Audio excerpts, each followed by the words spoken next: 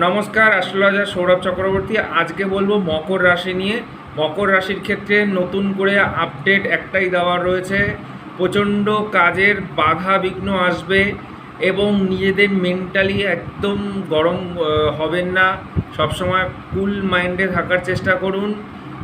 যেমন আপনার যে কোনো ভালো কাজ করতে গেলে যেমন বাধা আসে, বাধা তৈরি হয়, আপনার জীবনেও কিন্তু এই মাসটায় দেখা যাচ্ছে।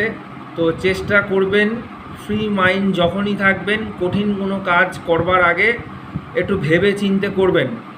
আর চোট পাওয়ার সম্ভাবনা আছে মকর রাশির ক্ষেত্রে, সাবধানে চলাফেরা করবেন। খাওয়া দাওয়ার প্রতি একটু নিজেদের কন্ট্রোলের মধ্যে রাখার চেষ্টা করবেন।